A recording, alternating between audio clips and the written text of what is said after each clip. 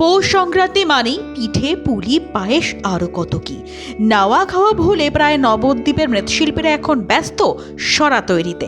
একসময় ঠাকুমা, মাসিমা, দিদিমারা ফি বছর এই সরাতে বানাতেন পিঠে। একসময় অনেক চাহিদা থাকলেও এখন আর সেই চাহিদা নেই, কারণ বর্তমানে এখন অনেকেই বাড়িতে পিঠে পুলি বানানোর ঝক্কি ঘাড়ে নিতে চান না।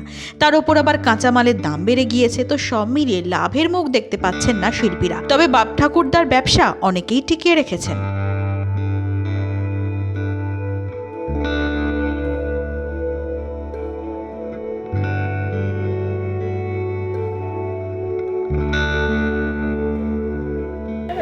দাম বেড়েছে। বেড়েছে তো আগের থেকে যে দাম বেড়েছে, এতে কি আপনাদের লাভের কিছু অংশ বেড়েছে মনে হচ্ছে? লাভ কোথায়, আবার কাঠমাটির দাম বেড়েছে না।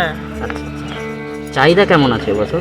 চাহিদা আছে আর কি, সমান সমান। আর এই দুদিন পরেই তো পৌষ পার্বণ, তো এবছর কি চাহিদা একটু বেশি নাকি? এটা একটা সিজন আছে, এই সিজনে একটা মালের একটা আচ্ছা, চাহিদা থাকে। না আগের থেকে কি এই সরা পিঠের যে ও সমানই, ওই যেমন 2 টাকা বাড়ছে, যেমন আবার এই কাঠমাটির মানে কাঁচামালের দাম বেড়েছে। হ্যাঁ। শিল্পীরা শৈত্য প্রবাহকে উপেক্ষা করে এঁটেল মাটি দিয়ে তৈরি করেন এই সরা। কোনো সরার নাম 1 খুঁটির, আবার কোনোটির নাম 7 খুঁটির। প্রতিটি সরার জন্য একটি করে ঢাকনা তৈরি করা হয়, চলতি ভাষায় একে ঢাকন বলে। এরপর এই সরাগুলি রোদে শুকিয়ে আগুনে পোড়ানো হয়, তারপর সেগুলিকে বাজারজাত করা হয়। নদিয়া থেকে গোপাল সুন্দর বিশ্বাসের রিপোর্ট, দিন দর্পণ।